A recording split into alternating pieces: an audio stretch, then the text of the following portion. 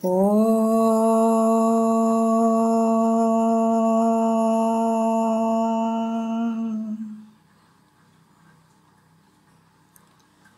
ಗುರುರ್ಬ್ರಹ್ಮ ಗುರುರ್ವಿಷ್ಣು ಗುರುರ್ದೇವೋ ಮಹೇಶ್ವರಃ ಗುರು ಸಾಕ್ಷಾತ್ ಪರಬ್ರಹ್ಮ ತಸ್ಮೈ ಶ್ರೀ ಗುರವೇ ನಮಃ.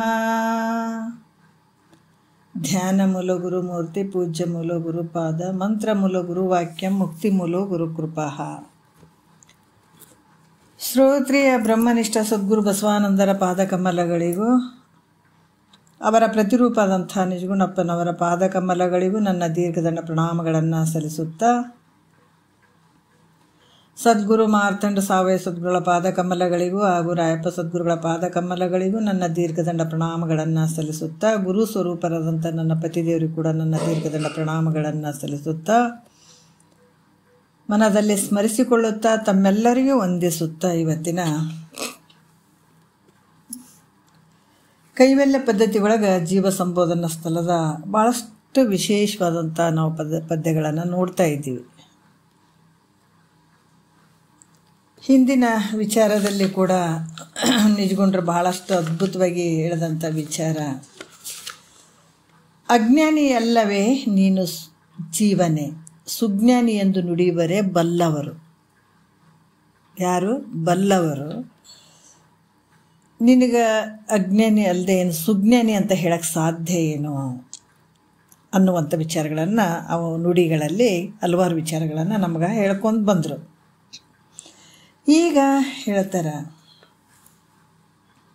ಇಂದಿನ ವಿಚಾರದಲ್ಲಿ ಕೂಡ ಭಾಳಷ್ಟು ನುಡಿಯಲ್ಲಿ ಕೂಡ ನೀನು ಏಕಮೇವ ಅದ್ವಿತೀಯ ಬ್ರಹ್ಮ, ಸ್ವಗತ ಸಜಾತಿ ವಿಜಾತಿ ಯಾವ ಭೇದ ನಿನ್ನ ಸ್ವರೂಪಕ್ಕಿಲ್ಲ ಅನ್ನುವಂಥ ವಿಚಾರವನ್ನು ಅವರು ನಮಗೆ ತಿಳಿಸಿದ್ರು.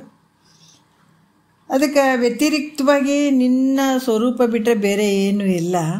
ಆದರೂ ಕೂಡ ನೀನು ನಿನ್ನಲ್ಲಿ ಕಲ್ಪಿತವಾಗಿರುವಂತಹ ನಾಮರೂಪಗಳನ್ನು ಮೋಹಿಸ್ತಾ ಇದ್ದೀಯಾ, ಅದ್ರ ಮೇಲೆ ಮೋಹ ಮಾಡ್ತಾ ಇದ್ದೀಯಾ. ಅದಕ್ಕೆ ನಿನಗೆ ಅಜ್ಞಾನಿ ಅಲ್ಲದೇನು ಸುಜ್ಞಾನಿ ಅಂತಾರೇನು ಬಲ್ಲವರು. ಬಲ್ಲವರು ಅಂದರೆ ಎಲ್ಲವನ್ನ ತಿಳ್ಕೊಂಡಂಥವ್ರು ಅನ್ನುವಂಥ ವಿಚಾರವನ್ನು ಹೇಳಿದರು. ಈಗ ಮುಂದಿನ ಈ ಒಂದು 7ನೇ ಪದ್ಯದಲ್ಲಿ ಹೇಳ್ತಾರೆ, ಏನು ಹೇಳ್ತಾರೆ, ಇಷ್ಟೆಲ್ಲ ಪುರಾಣಗಳನ್ನು ಹೇಳಿದರು. ಹೌದಾ, ಬಲ್ಲವರು ಜಗತ್ತಿನ ವಿಷಯಗಳಲ್ಲಿ ನಾನಾ ರೀತಿಯಿಂದ ವಿಚಾರಗಳು ಕೂಡ ಹೇಳಿದರು. ಪುರಾಣಗಳಲ್ಲಿ ಹೇಳಿದಂಥ ವಿಚಾರವನ್ನು ಕೇಳಿ ಹಲವಾರು ವಿಚಾರಗಳು ಮಹಾತ್ಮರು ತಮ್ಮ ವಚನದಲ್ಲಿ ಹೇಳುವಂಥದ್ದು. ಸ್ಮೃತಿ ಅಂದ್ರೆ ಏನಂದ್ರೆ ಶ್ರುತಿ ಪ್ರಮಾಣಗಳನ್ನು ತಿಳ್ಕೊಂಡು ಅವರು ಏನು ವಿಚಾರಗಳನ್ನು ತಮ್ಮ ಒಂದು ಸ್ವ ಇಚ್ಛೆಯಿಂದ ಹೇಳ್ತಾರಲ್ಲ ತಮ್ಮ ಋಷಿಗಳು, ಅದು ಸ್ಮೃತಿ ಅಂತ ಹೇಳಿಸ್ಕೊಳ್ತದೆ. ಅದಕ್ಕೆ ಈ ರೀತಿಯಾಗಿ ಬಲ್ಲವರು ಜಗತ್ತಿನ ಈ ಆಗು ಹೋಗುಗಳನ್ನು ನೋಡಿ, ಈ ವಿಷಯಗಳನ್ನು ನೋಡಿ ಮತ್ತೆ ಇದ್ರ ಮೇಲೆ ಮೋಹ ಮಾಡ್ತಾರೇನು ಅಂದರೆ ಮಾಡಂಗಿಲ್ಲ. ಯಾರು? ತಿಳಿದಂಥವ್ರು. ನಾವು ಎಷ್ಟೇ ಗುರುಗಳು ಹೇಳ್ತಾ ಇದ್ದಾರೆ, ವೇದ ಉಪನಿಷತ್ತುಗಳು ಬಂದಿದ್ದಾವೆ. ಯಾರಿಗಾಗಿ ಬಂದಿದ್ದಾವೆ ಅಂದ್ರೆ ನಮ್ಮ ಸಲಹೆ ಬಂದಿದ್ದಾವೆ. ಭಗವಂತ ಯಾರ ಸಲಹೆ ಬರೆದಿಟ್ಟ ಇವನ್ನೆಲ್ಲ ಶ್ರುತಿ ಪ್ರಮಾಣಗಳನ್ನು, ವೇದ ಉಪನಿಷತ್ತುಗಳನ್ನು ಯಾರ ಸಲುವಾಗಿ ಬರೆದಿಟ್ಟ? ಪುಣ್ಯಾತ್ಮ ಜೀವಿಗಳಿಗೆ. ಈ ಶರೀರವನ್ನು ತೊಟ್ಕೊಂಡು ಬಂದೀವಲ್ಲ, ನರ ಜನ್ಮದಿಂದ ಹೆದೋಳು ಮಿಗಿಲುಂಟೆ. ಅದಕ್ಕೆ ಅಷ್ಟು ಶಕ್ತಿ ಅದ ಈ ಶರೀರಕ್ಕೆ. ಈ ನರ ಜನ್ಮದಿಂದನೇ ಇದು ತಿಳ್ಕೊಳ್ಳುವಂಥದ್ದು. ಶ್ರುತಿಯಲ್ಲಿ ಹೇಳಿದಂಥ ವಿಚಾರಗಳನ್ನು ತಿಳ್ಕೊಳ್ಳುವಂಥ ಶಕ್ತಿ ಯಾವುದಕ್ಕಂದ್ರೆ ಈ ಮಾನವ ಶರೀರಕ್ಕೆ ಅದು. ಅದಕ್ಕೆ ಇದನ್ನು ಹಾಳು ಮಾಡ್ಕೊಳ್ಬೇಡ್ರಪ್ಪ. ಎಷ್ಟು ಅದ್ಭುತ ಐತೆ ನೋಡ್ರಿ. ನೀ ಏನಾರ ಮಾಡು, ಕರ್ಮ ಮಾಡಿ ಇಹದಲ್ಲಿರುವಂಥ ಭೋಗಗಳನ್ನು ನೀವು ತೊಗೊಳ್ಬೋದು. ಯಜ್ಞ ಯಾಗಾದಿಗಳನ್ನು ಉಪಾಸನೆ ಮಾಡಿ ಕರ್ಮವನ್ನು ಮಾಡಿ ಮುಂದೆ ಜಪ ತಪ ಎಲ್ಲ ಮಾಡಿಬಿಟ್ಟು ಸ್ವರ್ಗಾದಿ ಭೋಗಗಳನ್ನು ಅನುಭವಿಸ್ಬೋದು. ಆದರೆ ಗುರುವಿನ ಒಂದು ಏನಂದ್ರೆ ಪಾದಕ್ಕೆ ಶರಣಾಗತನಾಗಿ ಅವರ ವಿಚಾರಗಳನ್ನು ಕೇಳಿ ಮುಕ್ತನಾಗಕ್ಕೂ ಬರ್ತದೆ. ಎಲ್ಲ ಅವಕಾಶಗಳು ಈ ಮಾನವ ಶರೀರಕ್ಕೆ ಐತೆ. ಮತ್ತು ಇಲ್ಲಪ್ಪ ನಮಗಿದು ಯಾವುದು ಬೇಕಾಗಿಲ್ಲ ಅಂತಂದ್ರೆ ಉಂಡು ತಿಂದು ಓಲಾಡಿ ಮಾಡದೇ ಇರುವಂಥ ಕೆಲಸಗಳನ್ನು, ಯಾಕೆ ಮಾಡದೇ ಇರುವಂಥ ಕೆಲಸಗಳಂದ್ರೆ ಯಾರು ತನ್ನನ್ನು ತಿಳ್ಕೊಳಂಗಿಲ್ಲ, ಡೈರೆಕ್ಟ್ ನರ್ಕ ಅಂತ ಬರ್ಕೊಂಡ್ಬಿಟ್ರಿ ಅಂತ ಹೇಳ್ತಾರೆ ಮಹಾತ್ಮರು. ಅದಕ್ಕೆ ಏನಿಲ್ಲ ಉಂಡು ತಿಂದು ನಾವಿಲ್ಲೇ ಓಲಾಡಿ ಹಿಂಗೆ ಹೋಗ್ತೀವ್ರಿ ಇಂಥ ಕಷ್ಟ ನಮಗೆ ಬ್ಯಾಡ್ರಿ ಅಂತಂದ್ರೆ ಮುಂದೆ ಕಷ್ಟಗಳು ಕಾದ್ಕೊಂಡು ಕುಂತಿರ್ತಾವೆ, ನರಕನೇ ಡೈರೆಕ್ಟ್ ಟಿಕೆಟ್ ತೆಗ್ಸಿವಂತ ತಿಳ್ಕೊಂಬಿಡ್ರಿ ಅಂತ ಹೇಳ್ತಾರೆ ಅವ್ರು. ಅದಕ್ಕೆ ಇದು ಭಾಳಷ್ಟು ಶ್ರೇಷ್ಠವಾದಂಥ ಈ ಜನ್ಮ, ಇದೆಲ್ಲ ಹೇಳಿದಂಥದ್ದು ಎಲ್ಲೇ ಶ್ರುತಿಗಳಲ್ಲಿ ಹೇಳಿದಂಥ ವಿಚಾರವನ್ನು.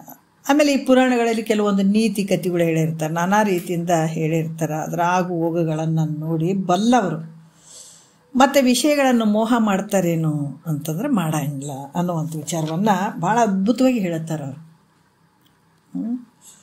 ಈಗ 7ನೇ ಪದ್ಯದಲ್ಲಿ ನಿಜಗುಂಡ್ರು ಎಷ್ಟು ಚಂದ ಹೇಳ್ತಾರೆ, ನಾವು ನೋಡೋಣ.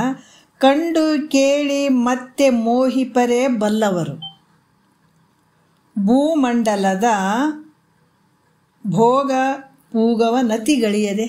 ನೋಡ್ರಿ, ಕಂಡು ಮುಂದೆ ವಿಚಾರಗಳು ಹೇಳ್ತಾರೆ ಅವ್ರು. ಏನು ಕಂಡು ಅಂತ ತತ್ವ ಎಲ್ಲ ಕಡೆ ಅಡಿಗೆದ, ಎಲ್ಲ ಒಂದು ಜನಸಾಮಾನ್ಯರಲ್ಲಿ ಅಡಿಗೆದ. ಈ ಜಗತ್ತು ಮಿಥ್ಯೆ ಅನ್ನುವಂಥದ್ದು ನಮಗೆ ಗೊತ್ತಾಗ್ತದೆ ಅಲ್ಲ, ಅದನ್ನು ಮುಂದೆ ಹೇಳ್ತಾರೆ ಹೆಂಗಂತ ಹೇಳಿಬಿಟ್ಟು. ಕಂಡು ಕಂಡು ಅಂತಂದರೆ ಇದನ್ನು ಪ್ರತ್ಯಕ್ಷವಾಗಿ ಕಣ್ಣಿನಿಂದ ನೋಡಿ, ಕಂಡು ಅಂದರೆ ಪ್ರತ್ಯಕ್ಷವಾಗಿ ಕಣ್ಣಿನಿಂದ ನೋಡುವಂಥದ್ದು, ಮತ್ತು ಕೇಳಿ ಮತ್ತು ಕೇಳುವಂಥದ್ದು. ಏನೇನಾಗ್ಯದಂಥ ಜಗತ್ತಿನ ಆಗು ಹೋಗುಗಳನ್ನು ನಾವು ಕೇಳಿ, ಯಾಕಂದ್ರೆ ಪುರಾಣ ಇತಿಹಾಸಗಳಿಂದ ಕೂಡ ಕೇಳ್ತೀವಿ. ಮತ್ತು ಅದ್ರ ಮೇಲೆ ಮತ್ತೆ ಮೋಹ ಮಾಡ್ತಾರನ್ನ, ಕಣ್ಣಿಲಿಂದ ನೋಡಕತ್ತೀರ ಪ್ರತ್ಯಕ್ಷವಾಗಿ ಏನೇನು ವರ್ತಮಾನ ಕಾಲದಲ್ಲಿ ಏನೇನು ನಡೀತಾ ಇದ್ದಾವಂತ ಕಣ್ಣಿಲೇ ನೋಡ್ತಾರೆ. ಮತ್ತು ಏನಂತಂದರೆ ಇತಿಹಾಸ ಪುರಾಣಗಳಲ್ಲಿರುವಂಥ ಕಥೆಗಳನ್ನು ಕೂಡ ಕೇಳ್ತಾರೆ. ಇತಿಹಾಸ ಅಂತಂದ್ರೆ ಆಗಿ ಹೋದ ಘಟನೆಗಳು, ಇತಿಹಾಸದಿಂದ ಪುರಾಣದಿಂದ ಹಲವಾರು ರೀತಿಯಿಂದ ಕೇಳಿ, ಇದನ್ನೆಲ್ಲ ಕೇಳಿ ಮತ್ತೆ ಮೋಹ ಮಾಡ್ತಾರೇನೋ ಯಾರು? ಬಲ್ಲವರು, ತಿಳಿದಂಥವ್ರು. ಅದಕ್ಕೆ ಸದ್ಗುರು ಏನು ಹೇಳ್ತಾ ಇದ್ದಾನೆ ಇದನ್ನು ನಾವು ಸ್ವೀಕಾರ ಮಾಡಬೇಕಾದಂಥದ್ದು ಭಾಳ ಮುಖ್ಯ. ಇದಕ್ಕಿಂತ ಸದ್ಗುರು ಹೇಳೋದಕ್ಕಿಂತ ಮತ್ತೆ ಮೇಲೆ ಯಾವುದೇನಿಲ್ಲ. ಇದು ಯಾವಾಗ ಶ್ರೋತ್ರಿಯ ಬ್ರಹ್ಮನಿಷ್ಠ ಸದ್ಗುರು ಸಿಕ್ಕ ಆತನ ವಾಕ್ಯಗಳು ಇದ್ವು ಅಂದ್ರೆ ಅದಕ್ಕಿಂತ ಮ್ಯಾಲೆ ಯಾವ ವಾಕ್ಯಗಳಿಲ್ಲ. ಯಾಕಂದ್ರೆ ಆತನ ನಿನಗೆ ಉದ್ಧಾರ ಮಾಡೋಕ್ಕೆ ಬಂದಂತಹ ಸದ್ಗುರುನಾಥ ಯಾರು? ಶ್ರೋತ್ರಿಯ ಬ್ರಹ್ಮನಿಷ್ಠ ಸದ್ಗುರು. ಅದಕ್ಕೆ ಹೇಳ್ತಾರೆ ಗುರುವಿನಿಂದ ಮತ್ತೇನಿಲ್ಲ. ಅದಕ್ಕೆ ಗುರುವಿಂದ ಬಂದು ಗುರುವಿಂದ ಬಳಗ ಎಲ್ಲನೂ ಗುರುವೇ ಅಂತ ತಿಳ್ಕೊಳ್ಳುವಂಥದ್ದು. ನಿನ್ನ ಬಂಧನದಿಂದ ಪಾರು ಮಾಡೋಂಥ ಶಕ್ತಿ ಸದ್ಗುರುವಿಗೆ ಮಾತ್ರ ಐತೆ. ಶಿವನನ್ನು ತೋರಿಸುವಂಥ ಶಕ್ತಿ ಸದ್ಗುರುವಿಗೆ ಐತೆ. ಶಿವನ ಎಲ್ಲಿ ನೋಡ್ತೀರಿ ಹೇಳ್ರಿ? ಪರಮಾತ್ಮನ ಎಲ್ಲಿ ನೋಡ್ತೀರಿ ನೀವು? ಜಗತ್ತಿನೊಳಗೆ ಯಾರು ತೋರಿಸ್ತಾರೆ ಪರಮಾತ್ಮಗೆ? ಶಿವನಿಗೆ ಯಾರು ತೋರಿಸ್ತಾರ? ಸದ್ಗುರು ತೋರಿಸ್ತಾ ಇದ್ರೆ ಅದಕ್ಕೆ ಹೇಳ್ತಾರೆ ಸಾರಿ ಚೆಲ್ಲದ ಮುಕುತಿ, ಗುರು ತೋರಿಸದಲ್ಲದೆ ಕಾಣಿಸದಣ್ಣ ಸಾರಿ ಚೆಲ್ಲದ ಮುಕುತಿ. ಈ ಒಂದು ಶಕ್ತಿ, ಈ ಒಂದು ತಾಕತ್ತು ಯಾರಿಗೈತೆ ಅಂದ್ರೆ ಸದ್ಗುರುವಿಗೆ ಮಾತ್ರ ಐತೆ. ಅದು ಅದಕ್ಕೆ ಶಿವಪಥವ ನರಿಬೇಡೆ. ಶಿವನನ್ನು ತಿಳ್ಕೊಬೇಕಾದ್ರೆ ಮೊದಲು ಸದ್ಗುರುವಿನ ನೀನು ಶರಣಾಗತನಾಗ. ಆತ ತೋರಿಸ್ತಾನೆ. ಶಿವನನ್ನು ತೋರಿಸುವಂಥ ಶಕ್ತಿ ಆತಗದ ಜಗತ್ತಿನೊಳಗೆ ಮತ್ತೆ ಯಾವುದಕ್ಕೂ ಇಲ್ಲ. ಅದಕ್ಕೆ ನಗುರರು ಅದಕ್ಕೆ ಎಲ್ಲಕ್ಕಿಂತ ಶ್ರೇಷ್ಠವಾದಂಥವನು ಸದ್ಗುರು. ನಿನಗೆ ಪರಮಾನಂದದಲ್ಲಿ ತೊಗೊಂಡು ಹೋಗ್ತಾನತ, ಪರಮಾನಂದದಲ್ಲಿ ಇರಿಸ್ತಾನ. ಇದೇ ಜನ್ಮವನ್ನು ಕಡೆ ಮಾಡಿಬಿಡ್ತಾನತ. ನಿನಗೆ ಬಂದಂಥ ದುಃಖದಿಂದ ಪಾರು ಮಾಡುವಂಥ ಶಕ್ತಿ ಸದ್ಗುರುವಿಗೈತೆ. ಅದಕ್ಕೆ ಇಲ್ಲಿ ಈ ರೀತಿ ಈ ಪುರಾಣದಲ್ಲಿ ಹೇಳಿದಂಥದ್ದು ಇತಿಹಾಸಗಳಿಂದ ತಿಳ್ಕೊಂಡು ಮತ್ತು ಕಣ್ಣಿಲ್ಲ ಕಂಡು, ಪ್ರತ್ಯಕ್ಷವಾಗಿ ಕಣ್ಣಿಲ್ಲ ಕಂಡು ಕೇಳಿ ಮತ್ತೆ ಮೋಹ ಮಾಡ್ತಾರೇನು ಯಾರಂದ್ರೆ ತಿಳಿದಂತು. ಅದಕ್ಕೆ ಗುರುವಾಕ್ಯವನ್ನು ನಾವು ಅದನ್ನು ತಗೊಂಡು ಮನಸ್ಸು ಬದಲಾವಣೆ ಮಾಡ್ಕೊಳ್ಬೇಕು. ಅಂದಾಗ ಮಾತ್ರ ಇದಾಗ್ತದೆ. ಸುಮ್ಮನೆ ನಾವು ಇದನ್ನು ಕೇಳಿ ಈ ಕಡೆ ಬಿಟ್ಟಿವಿ ಅಂದರೆ ಇದು ಕೆಲಸ ಆಗಂಗಿಲ್ಲ. ಅದಕ್ಕೆ ಬಲ್ಲವರು ಭೂಮಂಡಲದ, ನೋಡ್ರಿ ಏನು ಹೇಳ್ತಾರ, ಈ ಭೂಮಂಡಲ ಅಂದರೆ ಜಗತ್ತಿನ ಎಲ್ಲ, ಮತ್ತು ಭೋಗ ಪೂಗ ಅಂತಂದ್ರೆ ಏನು? ಸಮೂಹ, ವಿಷಯಗಳ ಒಂದು ಸಮೂಹ. ಭೋಗ ಅಂತಂದರೆ ಆ ಭೋಗದ ಒಂದು ಸಮೂಹಗಳು, ವಿಷಯಗಳ ಒಂದು ಸಮೂಹಗಳನ್ನು ಅತಿಗಳಿಯದೆ ಅಂದರೆ ಅದು ಬಿಟ್ಟು ಬಿಡುವಂಥದ್ದು. ತಿರಸ್ಕಾರ ಮಾಡದೆ ಇರ್ತಾರೇನಂದ್ರೆ ತಿರಸ್ಕಾರ ಮಾಡ್ತಾರೆ ಅವರು. ಯಾವಾಗ ಸದ್ಗುರು ಹೇಳಿದಂಥ ವಾಕ್ಯವನ್ನು ಕೇಳಿ ಕಣ್ಣಿಲ್ಲೇ ನೋಡ್ತಾರೆ. ಅದಕ್ಕೆ ಈ ಜಗತ್ತು ಅನ್ನುವಂಥದ್ದು ಒಂದು ಪ್ರಾಕ್ಟಿಕಲ್ ಅನ್ನುವಂಥದ್ದು. ತೇರಿ ರೂಪವಾಗಿ ವೇದ ಉಪನಿಷತ್ತುಗಳು ಬಂದು ಪ್ರಾಕ್ಟಿಕಲ್ಲಾಗಿ ಜಗತ್ತು ತೋರ್ತದ. ಗುರು ರೂಪಾಗಿ ಏನು ಮಾಸ್ಟರ್ ರೂಪಾಗಿ ಗುರು ಬಂದಿದ್ದಾನೆ ಹೇಳಕ್ಕೆ. ಜಗತ್ತಿನ ಒಳಗೆ ನಾವು ನೋಡಿ ಎಷ್ಟೋ ತಿಳ್ಕೊಳ್ಬೋದು, ಇತಿಹಾಸದಿಂದ ತಿಳ್ಕೊಳ್ಬೋದು, ಪುರಾಣದಿಂದ ತಿಳ್ಕೊಳ್ಬೋದು. ಇದನ್ನೆಲ್ಲ ತಿಳ್ಕೊಂಡು ಮತ್ತೆ ಮೋಹ ಮಾಡ್ತಾರೇನು ಬಲ್ಲವರು ಅಂದರೆ ಇಲ್ಲ.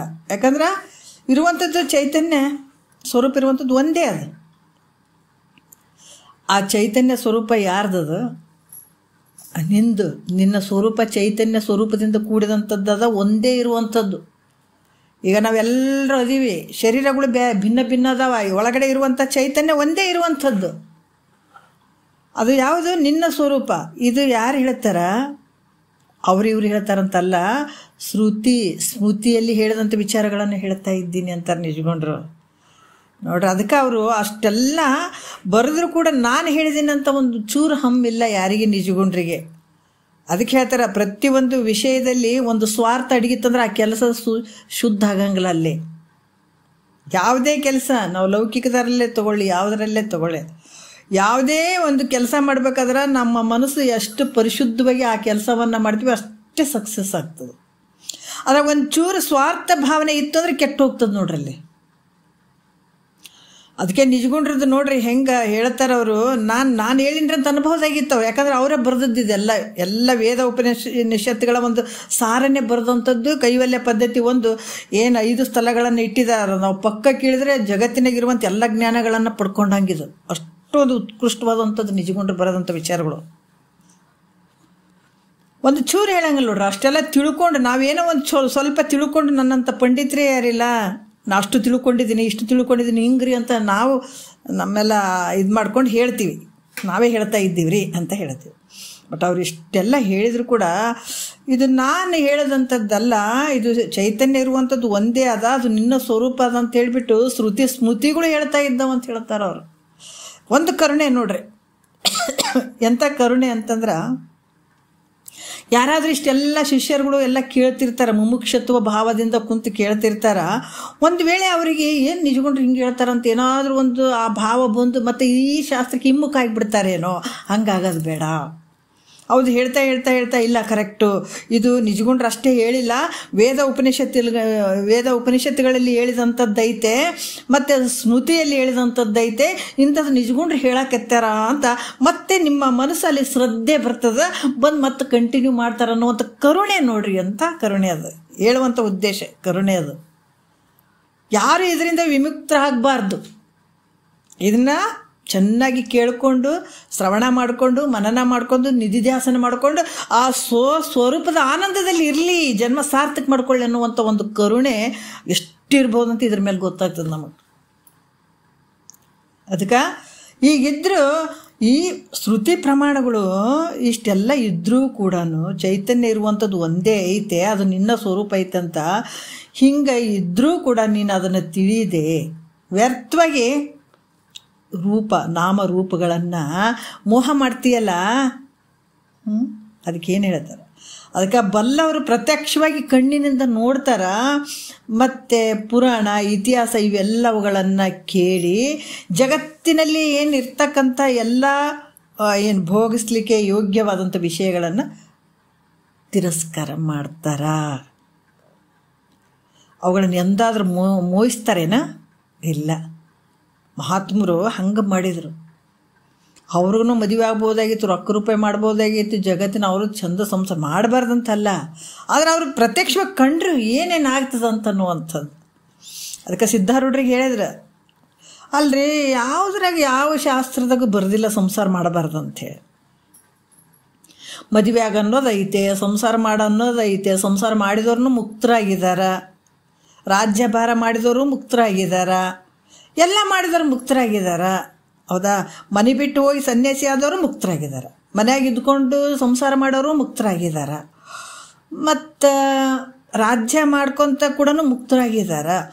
ಮತ್ತು ನೀವ್ಯಾಕೆ ಮದುವೆ ಆಗಲಿಲ್ಲ ಅಂತ ಕೇಳಿದರು ಒಬ್ಬರು. ಯಾರಿಗೆ? ಸಿದ್ಧಾರೂಢರಿಗೆ ಕೇಳಿದ್ರು. ಆವಾಗ ಅವ್ರು ಹೇಳಿದರು, ಹೌದಪ್ಪ, ಎಷ್ಟು ದಿವಸ ಹೆಂಡತಿ ಮಕ್ಕಳು ಸಂಸಾರ ನಮ್ಮ ಜೊತೆಗೆ ಇರ್ತದೆ. ಹೆಂಡತಿ ಮಕ್ಕಳು ಎಷ್ಟು ದಿವಸ ಇರ್ತಾರೆ ನಮಗೆ. ನಾವರ ಮೊದಲು ಹೋಗ್ಬೋದು, ಅವರ ಮೊದಲು ಹೋಗ್ಬೋದು. 50, 60, 70 ವರ್ಷ ಆದಮೇಲೆ ಒಂದು ನಮ್ಮ ಕೈ ಬಿಟ್ಟು ಹೋಗಿಬಿಡ್ತಾವ. ಅವಾಗ ಕೊನೆಗಾಲದಲ್ಲಿ ಕೂತ್ಕೊಳ್ಳುವಂಥದ್ದು ಏನು, ಹೋದಂಥ ವಿಚಾರಗಳನ್ನು ಚಿಂತೆ ಮಾಡ್ಕೊತ ಕುಂದ್ರೋದಾಗ್ತದ. ಎಂಥ ಅದ್ಭುತ ನೋಡ್ರಿ. ನಾವು ನೋಡ್ತೀವಿಲ್ಲ, ಕಣ್ಣಿಲ್ಲ ನೋಡ್ತೀವಿಲ್ಲ. ಅದಕ್ಕೆ ಈ ರೀತಿಯಾಗಿ ಬಲ್ಲಂಥ ಜ್ಞಾನಿಗಳು ವಿಷಯಾದಿಗಳಿಗೆ ಮೋಹ ಮಾಡ್ತಾರೆ ಏನಾದ್ರೆ ಸಾಧ್ಯ ಇಲ್ಲ. ಯಾಕೆ ತೋರಿ ಅಡಗುವಂಥವದವಲ್ಲ ಇವು, ಯಾವಾಗಲೂ ಇರುವಂಥವದವ. ನಮಗಿಲ್ಲ ಅನುಭವ ಇಲ್ಲ, ನಮ್ಗೆ ಬೇಕಾದಷ್ಟು ಅನುಭವಗಳದಾವೆ, ನಮ್ಮ ಕಣ್ಣು ಮುಂದೆ ನಡೀತಾ ಇದ್ದಾವ, ಆದರೆ ನಮ್ಮ ತಲೆಗೆ ಹೋಗ್ತಾ ಇಲ್ಲ. ಅದಕ್ಕೆ ಮತಿಗೆ ಮಂಗಳವಾವುದು ಉತ್ತಮರ ಸಂಘ ಅಂತ ಹೇಳ್ತಾರೆ. ನಮ್ಮ ತಲೆಗೆ ಯಾಕೆ ಹೋಗ್ತಾ ಇಲ್ಲ ಅಂದರೆ ನಮ್ಮ ತಲೆ ಅಷ್ಟು ಬರೋಬರಿಲ್ಲ. ಬುದ್ಧಿ ಬರೋಬರಿ ಆಗ್ಬೇಕಾಗಿತ್ತು ಅಂದ್ರೆ ಸದ್ಗುರು ಮುಖಾಂತರನೇ ಶುದ್ಧ ಆಗ್ತದೆ ಬುದ್ಧಿ, ಇಲ್ಲಾಂದ್ರೆ ಶುದ್ಧ ಆಗಂಗಿಲ್ಲ. ಸತ್ಯ ಇರುವಂಥದ್ದಕ್ಕೆ ಮಿಥ್ಯೆ ತಿಳ್ಕೊಂಡಿವಿ, ಮಿಥ್ಯೆ ಇರುವಂಥದ್ದು ಸತ್ಯ ತಿಳ್ಕೊಂಡಿದ್ದೀವಿ. ಅದ್ಲಾ ಬದ್ಲ ಆಗಿಬಿಟ್ಟದು ನಮ್ಮ ಬುದ್ಧಿ, ಹೌದಲ್ಲ.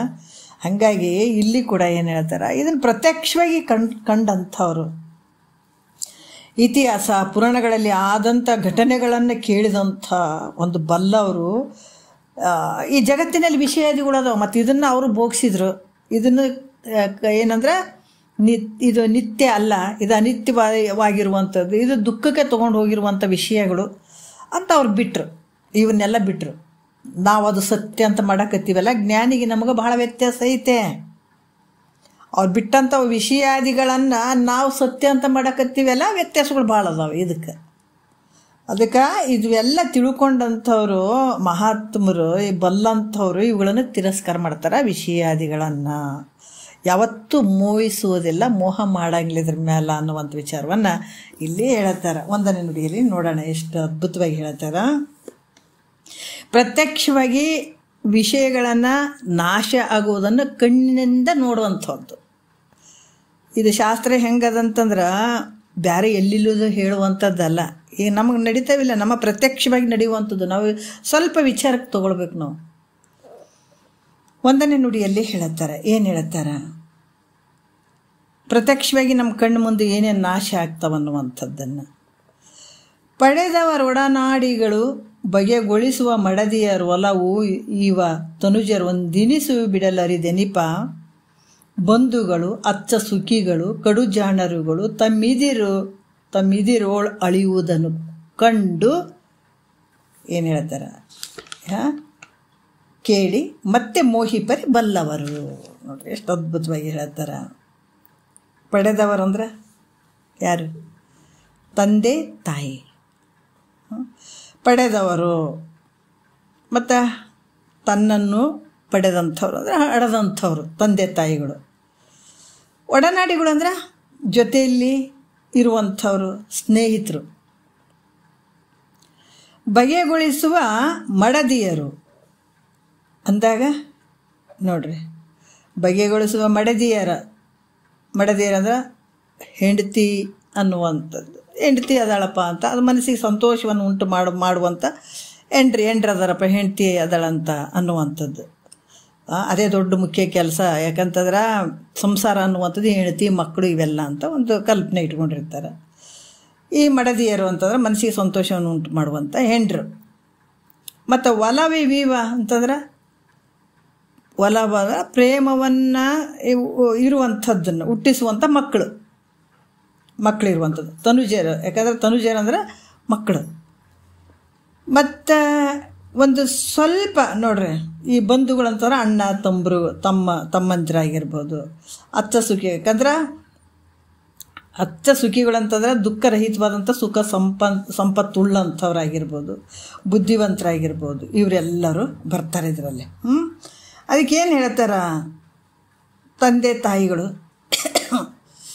ಇವರು ಕೂಡ ಯಾವಾಗಲೂ ಇರ್ತಾರೆ ನಮ್ಮ ಜೊತೆ, ಇಲ್ಲಲ್ಲ. ಆಮೇಲೆ ಸ್ನೇಹಿತರು, ಹೆಂಡ್ರು, ಮಕ್ಕಳು, ಬಂಧುಗಳು, ಸದಾ ಸುಖಿಗಳು, ಒಳ್ಳೆ ಬುದ್ಧಿವಂತರು ಎಲ್ಲರೂ ಇರ್ತಾರೇನೋ ನೋಡ್ಬೇಕು. ಇವತ್ತು ಬೇರೆ ಬೇರೆ ಇತಿಹಾಸಗಳನ್ನು ನಾವು ಇತಿಹಾಸದ ಒಂದು ಪುಟಗಳು ಏನು ಹೇಳಿದ್ರು ಮಹಾತ್ಮರು, ಸಿದ್ಧಾರೂಢರು ಒಂದು ಸಲ ಹೇಳಿದ್ರಲ್ಲ, ಮುಸಾಫರ್ ಖಾನೆ ಅಂತ ಹೇಳ್ಬಿಟ್ಟು. ನಿಮಗೆಲ್ಲರಿಗೂ ಗೊತ್ತಿರ್ತದೆ, ಹೌದಲ್ಲ. ನಮ್ಮ ಮನೆಗಳದಾಗ ಯಾರ್ಯಾರ್ದ ಅಜ್ಜ ಅಜ್ಜ ಅಜ್ಜ ಅಜ್ಜ ಅಜ್ಜಿ ಅಂತ ಇದ್ದು ಬಿಟ್ಟಿದ್ರೆ ನಮ್ಗೆ ಇರೋಕ್ಕೆ ಜಾಗ ಸಿಗ್ತಿರ್ಲಿಲ್ಲ. ಅವಾಗ ಹಂಗೆ ಹೋಗ್ತಾ ಇದ್ದಾಗ ಅಲ್ಲಿ ಒಂದು ಊರು ಇತ್ತು, ಅಲ್ಲಿ ಒಂದು ಮನೆ, ಅಲ್ಲಿ ಒಬ್ಬ ಏನು ಸೆಕ್ಯೂರಿಟಿ ಕಾಯತ್ತಿದ್ದ. ಮುಸಾಫರ್ ಖಾನಿ ಅಂತ ಅಂದ್ಕೊಂಡು ಸಿದ್ಧಾರೂಢರು ಅಂದಾಗ ಆತ ಹೋಗಿ ಹೇಳ್ದ, ಆ ಶ್ರೀಮಂತಿಗೆ ಹೇಳ್ದ, ಇಲ್ಲ ಮುಸಾಫರ್ ಖಾನಿ ಅಂತಂದ ಒಬ್ಬ ವ್ಯಕ್ತಿ ಬಂದಿದ್ದಾನಲ್ಲಿ ಅಂತ, ಕರ್ಕೊಂಡು ಬರ್ರಿ ಅಂತಂದ. ಕರ್ಕೊಂಡು ಹೋದ್ರು ಸಿದ್ಧಾರೂಢರಿಗೆ. ಹೌದು, ನೀ ಏನು ಹೇಳಿದಿ, ಮುಸಾಫರ್ ಖಾನಿ ಅಂತ ಹೇಳಿದೆಲ್ಲಪ್ಪ, ಹೆಂಗೆ ಹೇಳಿದಿ ಅಂತ ಆತ ಸಿಟ್ಟು ಮಾಡ್ಕೊಂಡು ಕೇಳಬೇಕಾದಾಗ, ಹೌದು ನಿಜ, ನಾನು ಹೇಳಿದ್ದು ನಿಜನೇ. ನೀನು ಇಲ್ಲಿ ಯಾರ್ಯಾರಿದ್ರು ಮೊದಲ ಅಂತ, ನಮ್ಮ ತಾತ ಅವರಿಂದ ಯಾರಿದ್ರು, ಅವರ ಅಪ್ಪ ಅಂತ ಹೆಂಗೆ ಕೇಳ್ತಾ ಹೋದರು. ಅವರೆಲ್ಲರೂ ಅದಾರೇನು ಅಂದರೆ ಇಲ್ಲ. ಅದಕ್ಕೆ ನಾನು ಮುಸಾಫರ್ ಖಾನಿ ಅಂತದ್ದು. ಯಾಕಂತಂದ್ರೆ ಬರ್ತಾರೆ ಹೋಗ್ತಾರೆ. ಈಗ ನಿಮ್ಮ ತಾತ ಬಂದರು, ಅವ್ರು ಹೋದರು, ಹೌದಾ, ಬರ್ತಾರೆ ಮತ್ತೆ ಹೋಗುವಂಥದ್ದು. ನೀನಾರ ಇಲ್ಲಿ ಇರ್ತೀಯ, ನೀನು ಒಂದು ಸಲ ಇದನ್ನು ಬಿಟ್ಟು ಹೋಗೋದೇ ನೀನು. ಅದಕ್ಕೆ ಎಷ್ಟೋ ಜನ ಬಂದರು, ಎಷ್ಟೋ ಜನ ಹೋಗ್ತಾ ಇದ್ದಾರೆ, ಇದಕ್ಕೇನು ಹೇಳ್ತಾರೆ, ಮುಸಾಫರ್ ಖಾನಿ ಅಂತಲೇ ಹೇಳ್ತಾರ ಅಂತ ಹೇಳಿದರು ಸಿದ್ಧಾರೂಢರು. ಹಾಗಾಗಿ ಏನು ಹೇಳ್ತಾರೆ ಮೆಕ್ತಿವಿ, ಏನು ಹೇಳ್ತಾರೆ ಅಂತಂದ್ರೆ, ಭಾಳಷ್ಟು ವಿಚಾರಗಳನ್ನು ನಾವು ಅದನ್ನು ಅನುಭವಕ್ಕೆ ತಗೊಳ್ಬೇಕಾಗ್ತದಲ್ಲ.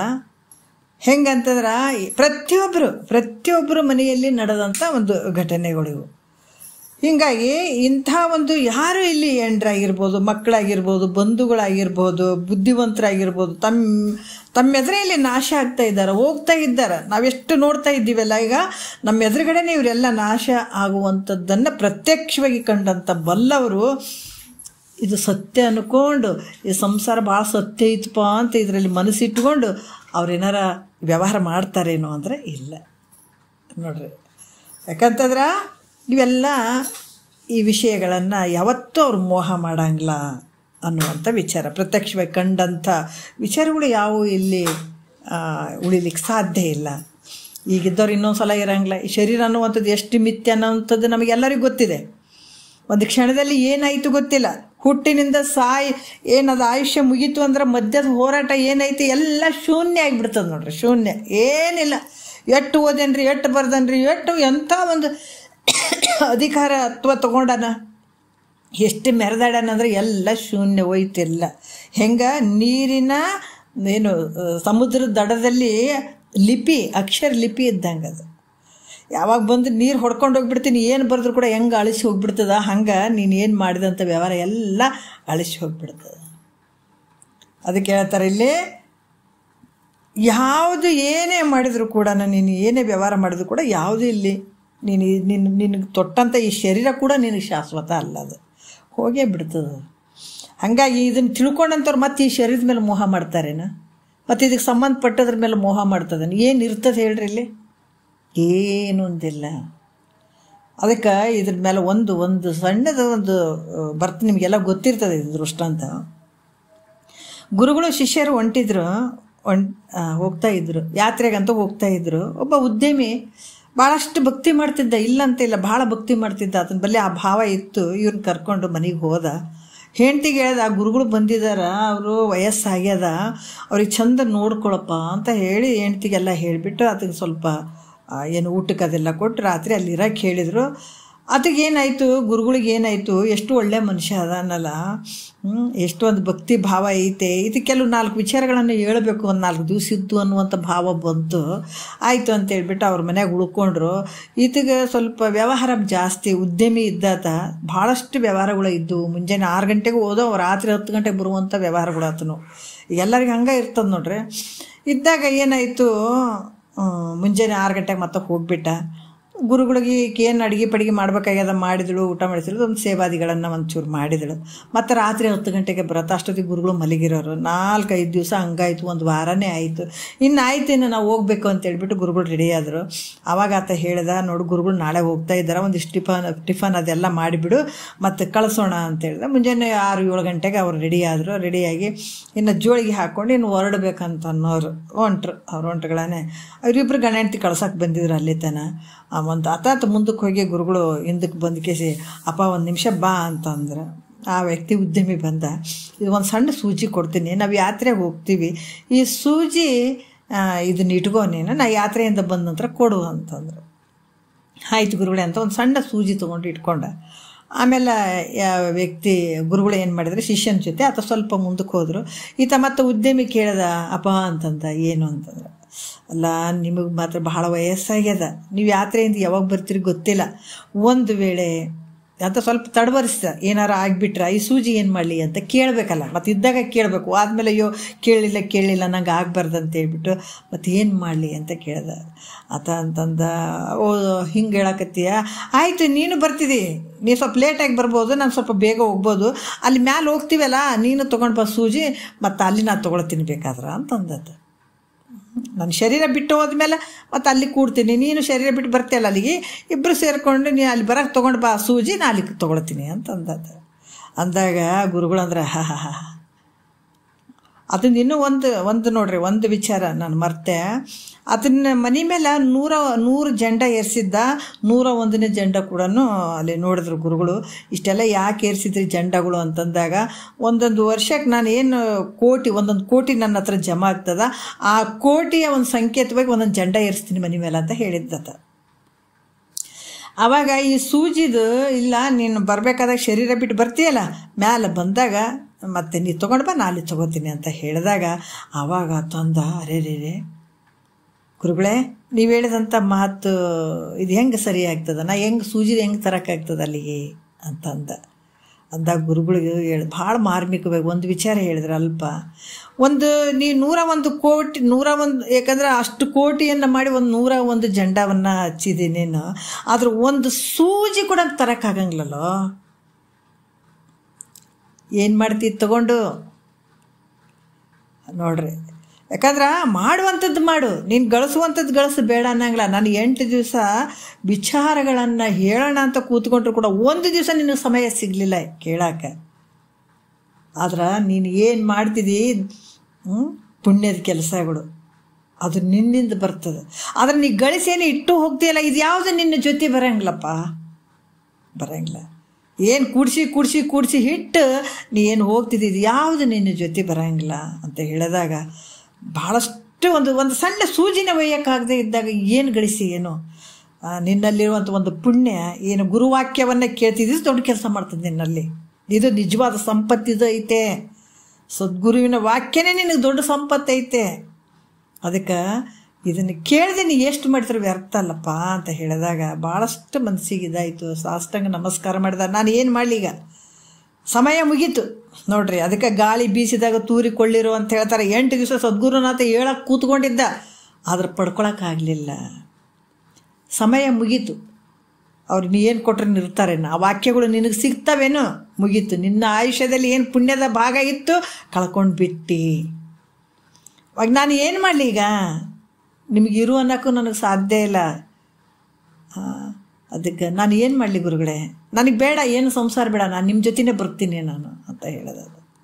ಇಲ್ಲ ಬೇಡ ಇಲ್ಲೇ ಇರು, ಆದ್ರೆ ನೀ ಗಳಿಸಿದ್ರಾಗ ಒಂದು 1/4 ಭಾಗದಷ್ಟಾದರೂ ನೀನು ದಾನ ಧರ್ಮವನ್ನಾರ ಮಾಡು, ಹಸಿದವರಿಗೆ ಅನ್ನ ಕೊಡು, ಹಲವಾರು ಛತ್ರಗಳನ್ನು ಕಟ್ಟಿಸು, ನಾನಾ ರೀತಿಯಿಂದ ದಾನ ಧರ್ಮಗಳಿಗೆ ನೀ ಮಾಡಿದಂಥ ಒಂದು ಗಳಿಸಿದಂಥದ್ರಲ್ಲಿ ನೀನು ದಾನ ಧರ್ಮ ಸತ್ಪಾತ್ರಕಂ ದಾನಮ್ ಅಂತ ಹೇಳ್ತಾರೆ. ಈ ದಾನ ಧರ್ಮಗಳನ್ನು ನೀವು ಮಾಡಿ ಒಂದಿಷ್ಟು ಪುಣ್ಯವನ್ನು ಸಂಪಾದನೆ ಮಾಡ್ಕೊ, ಅಷ್ಟಾರ ಮಾಡ್ಕೊ ಅಂತ ಹೇಳಿ ಅವರು ಹೋದ್ರಂತ ಹೇಳುವಂಥ ಉದ್ದೇಶ. ಇಲ್ಲಿ ಕೂಡ ಮಹಾತ್ಮರು ಭಾಳಷ್ಟು ವಿಚಾರಗಳನ್ನು ಇಲ್ಲಿ ಹೇಳ್ತಾರೆ. ಯಾಕಂದ್ರೆ ಇದು ಯಾವುದು ನಮ್ಮ ಜೊತೆ ಬರುವಂಥದ್ದಲ್ಲ, ಎಲ್ಲ ಮಿಥ್ಯವಾಗಿರುವಂಥದ್ದು. ಹಾಗಾಗಿ ನಮಗೇನು ನಮ್ಮ ಜೊತೆ ಬರುವಂಥದ್ದು ಯಾವುದು, ನಮಗೆ ಈ ಒಂದು ಮುಕ್ತಿಯ ಮಾರ್ಗಕ್ಕೆ ನಮಗೇನಂತಂದ್ರೆ ಒಂದು ಸಹಾಯ ಆಗುವಂಥ ಒಂದು ಸಾಧನ ಮಾರ್ಗವನ್ನು ನಾವು ಹಿಡಿಬೇಕಂತಂದಾಗ ಸದ್ಗುರು ವಾಕ್ಯವನ್ನು ನಾವು ಕೇಳಬೇಕಾಗ್ತದೆ. ಹಂಗಾಗಿ ನಮ್ಮ ಎದುರುಗಡೆನೇ ಇದು ಯಾವುದು ಮಿಥ್ಯೆ ಅಲ್ಲ. ನಮ್ಮ ಜೊತೆ ಎಲ್ಲರೂ ಇರ್ತಾರೆ, ಆದರೆ ಯಾವಾಗ ಅವರ ಒಂದು ಸಮಯ ಮುಗೀತದೆ ಹೇಳೋಕ್ಕಾಗಂಗಿಲ್ಲ. ಅದಕ್ಕೆ ಅಲ್ಲಿ ಮೋಹ ಮಾಡೋದು ಬೇಡ.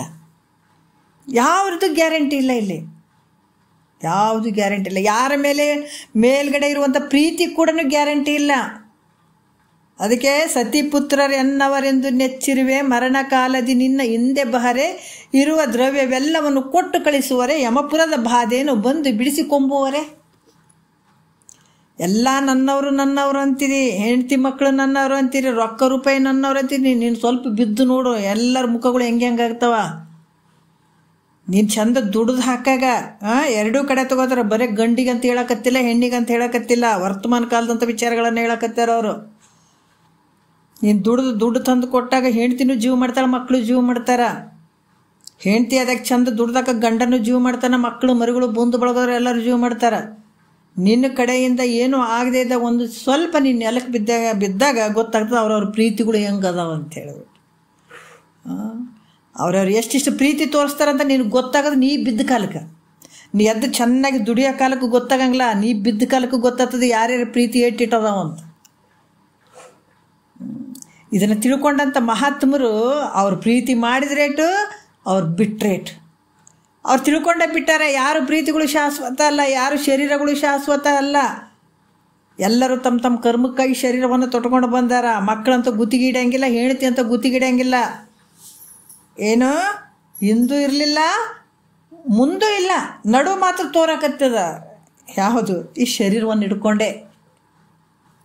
ಹಿಂದೆ ಈ ಶರೀರ ಇರಲಿಲ್ಲ, ಮುಂದೆ ಈ ಶರೀರ ಹಂಗಿಲ್ಲ, ನಡುವೆ ತೋರ್ದಂಗೆ. ಇದೇ ಹೆಂಡತಿ ಮಕ್ಕಳು ಹಿಂದಿರಲಿಲ್ಲ, ಇಲ್ಲಿ ತೋರಕತ್ತಾವ, ಮತ್ತು ಮುಂದೆ ಬರ್ತಾವ ನಿನ್ನ ಜೊತೆ. ಎಂಥ ಹುಚ್ಚನೋ, ಎಂಥ ಗುತ್ತಿಗಿಡಿತೀಯೋ.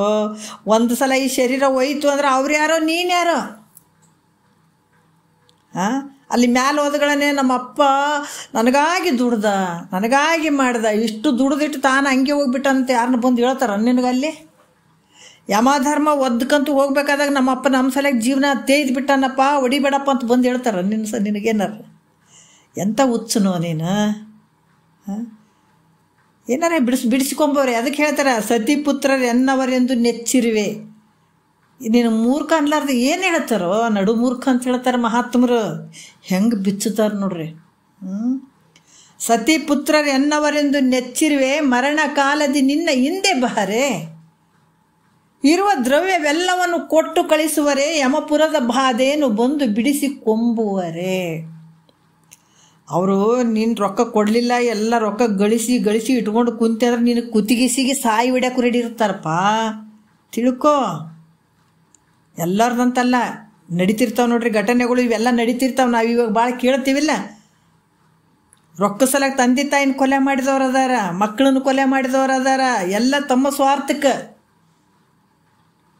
ಅದಕ್ಕೆ ಹೇಳ್ತಾರೆ ಇವರೆಲ್ಲರೂ ನನ್ನವರು ಅಂತ ಹಚ್ಕೊಂಡಿಯಲ್ಲ, ಎಷ್ಟು ದಡ್ಡ ಇದ್ದೀನಿ ನೀನು. ಇವರೆಲ್ಲ ಹಿಂದಿದ್ರೇನೋ ಇರಲಿಲ್ಲ, ನೀವು ಒಬ್ಬನೇ ಬಂದಿದ್ದಿಲ್ಲಿ ಬಂದಿದ್ದೆ. ಇಲ್ಲಿ ವ್ಯವಹಾರ ಮಾಡಂಗೆ ಮಾಡು. ಯಾಕಂದ್ರೆ ನಾನು ಬರ್ಬೇಕಾದಾಗ ಅವ್ರು ನನ್ನ ಜೊತೆಗೆ ಬಂದ್ರೇನೋ ಇಲ್ಲ. ಕೊನೆಗಾಲದಲ್ಲಿ ನನ್ನ ಜೊತೆ ಇರ್ತಾರೇನಂದ್ರೆ ಇರಂಗಿಲ್ಲ ಅವರು. ನೀನೇನು ಗಳಿಸಿದ್ದು ಮಾಡಿದ್ದೆಲ್ಲ ಇಟ್ಕೊತಾರ. ನೀನು ಸಾಯ್ಬೇಕಂತ ಒಂದು ಸ್ವಲ್ಪ ಟೈಮ್ ಇದ್ದಾಗ ಆಸ್ತಿ ಅಂತಸ್ತೆಲ್ಲ ಹಂಚ್ಕೊಳತ್ತಾರ. ಏನೇನು ಬಂಗಾರ ಮಾಡಿದ್ದು ಎಲ್ಲ ಕಸುಗೊಳತ್ತಾರ, ನಡೆಯಕಡೆ ಅಂತಾರೆ. ನೀವು ಆದ್ಮೇಲೆ ನೋಡ್ಕೋತೀವಂತಾರೆ.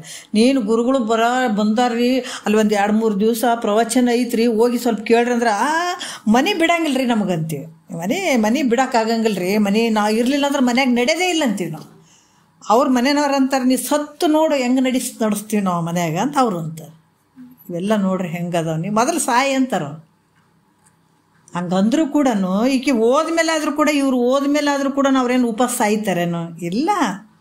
ನಮ್ಮ ಭ್ರಮೆಗಳದು. ನಾವಿದ್ರೇ ನಮ್ಮ ಮನೆ, ನಮ್ಮ ಮಕ್ಕಳು, ಇರಲಿಲ್ಲ ಅಂದ್ರೆ ಮನ್ಯಾಗ ನಡೆಯಂಗೆ ಇಲ್ಲರಿ. ಒಂದು 4 ದಿವಸ ಗುರುಗಳು ವಾಕ್ಯಗಳು ಕೇಳೋಕೆ ಮನ್ಯಾಗ ನಡೆಯಂಗಿಲ್ಲ ನೋಡ್ರಿ. ನಮಗೆ ಏನು ಮಾಡ್ಬೇಕ್ರಿ ಅಂತೀವಿ. ಎಂಥದನ್ನು ತಪ್ಪಿಸ್ಕೊಂತೀವಿ. ಯಾಕೆ? ಮೋಹ ಮಾಡಿ. ಅದಕ್ಕೆ ಮಹಾತ್ಮರು ಹೇಳ್ತಾರೆ ಇಂಥದಕ್ಕೆ. ಅಲ್ಲಿ ಹೇಳ್ತಾರೆ ಇಂಥದಕ್ಕೊಂದಿಷ್ಟು ಮನಸ್ಸಾಗದೇನೆ ಎಲ್ಲರೂ ನನ್ನವರು ಅಂತೀಯಲ್ಲ. ಎಂಥ ಒಂದು ಬುದ್ಧಿ ಭ್ರಮಣ ಆಗ್ಯದಪ್ಪ. ಇವ್ರು ಇಷ್ಟೆಲ್ಲ ಮಾಡ್ತಿ ಅಂತಂದ ಮೇಲೆ ನಿಮಗಾಗಿ ಎಲ್ಲ ಮಕ್ಕಳು ಮರಿಗಳಿಗಾಗಿ ರೊಕ್ಕ ಕೂಡಿಸಿ ಇಟ್ಟು ಅದಕ್ಕೆ ಹೇಳ್ತಾರಲ್ಲ, ದಾನ ಧರ್ಮ ಮಾಡಲಿಲ್ಲ ನಿನ್ನ ಕರಗಳು, ತೀರ್ಥಕ್ಷೇತ್ರ ನೋಡಲಿಲ್ಲ ನಿನ್ನ ಕಂಗಳು, ಸದ್ವಿಚಾರ ಕೇಳಲಿಲ್ಲ ನಿನ್ನ ಕಿವಿಗಳು, ಬರಲಿಲ್ಲ ಬಾಯಿಯಿಂದ ಹಿತದ ನುಡಿಗಳು. ನೋಡ್ರಿ, ಅದಕ್ಕೆ ದಾನ ಧರ್ಮ ಮಾಡಲಿಲ್ಲ. ಯಾಕೆ ಮಾಡಲಿಲ್ಲ ದಾನ ಧರ್ಮ? ಎಲ್ಲ ನನ್ನ ಹೆಂಡ್ತಿಗಿರಲಿ ಮಕ್ಕಳಿಗಿರಲಿ ಮುಂದೆ ಬೇಕಲ್ಲ, ಅವ್ರನ್ನ ಜೋಪಾನ ಮಾಡಕ್ಕೆ ಕುಂತವ್ ನೀನು ಅಲ್ಲ. ಅದಕ್ಕೆ ದಾನ ಧರ್ಮ ಮಾಡಲಿಲ್ಲ ನಿನ್ನ ಕೈಗಳು, ತೀರ್ಥಕ್ಷೇತ್ರ ನೋಡಲಿಲ್ಲ ನಿನ್ನ ಕಣ್ಣು ತೀರ್ಥಕ್ಷೇತ್ರನೂ ನೋಡಿಲ್ಲಲ್ಲೋ. ಎಲ್ಲ ದುಡ್ಡು ಕೂಡಿಸಿ ಹಾಕೊಳಕತ್ತಿದಿ, ಖರ್ಚಾಗಿಬಿಡ್ತದಲ್ಲ. ಹೋದ್ರೆ ಹೆಂಗೆ ಮಾಡೋದು? ಗುರುಗಳು ಬಂದಿದ್ದಾರೆ, ಕೆಲಸ ಇಲ್ಲ, ಅದು ಕುಂತಾವ. ಅವೇನು ಸಂಸಾರ ಮಾಡ್ಯಾವೇನ? ಸಂಸಾರಸ್ತ್ರಿ ಯಾಕೆ ಹೋಗ್ಬೇಕು ಅವ್ರ ಹತ್ರ? ಅದು ಮನೆ ಬಿಟ್ಟು ಬಂದು ಕುಂತು ಹೇಳಕತ್ತದ. ಇದು ಬೇರೆ ಕೆಲಸ ಇರ್ಲಾರ್ದು ಇವು ಕುಂತು ತಾಸು ಗಟ್ಲೆ ಕುಂತು ಕೇಳ್ತಾವ. ಇವಕ್ಕೂ ಬುದ್ಧಿ ಇಲ್ಲ, ಅದು ಹೇಳೋದಕ್ಕೂ ಬುದ್ಧಿ ಇಲ್ಲ ಅಂತಾವ. ಅದಕ್ಕೆ ಕಿವಿಯಿಂದ ಕೇಳೋಕ್ಕೂ ಕೂಡ ತಾಕತ್ತಿಲ್ಲ ರೀ. ಅದಕ್ಕೆ ಏನು ಮಾಡೋದು? ಯಾಕಂದ್ರೆ ಅವಕ್ಕೆ ಬೇರೆ ಬೇರೆ ಶಬ್ದಗಳು ಕಿವಿಗೆ ಬಿದ್ದಾವಂದ್ರೆ ಇಂಥ ಒಂದು ಸುವಿಚಾರದ ಶಬ್ದಗಳು ಹೆಂಗೆ ಕಿವಿಗೆ ಬೀಳ್ತಾವೆ ಹೇಳ್ರಿ ಅವಕ್ಕೆ? ಬೀಳಂಗಿಲ್ಲ. ಅದಕ್ಕೆ ಇವು ಸಾಯವರೆಗೂ ಒಳ್ಳೆ ಮಾತುಗಳು ಬರ್ತಾವನ, ಹಿತವಚನಗಳು ಬರ್ತಾವೇನಂದ್ರೆ ಇಲ್ಲ. ಅದು ಒಂದಾಡು, ಇದು ಒಂದಾಡು.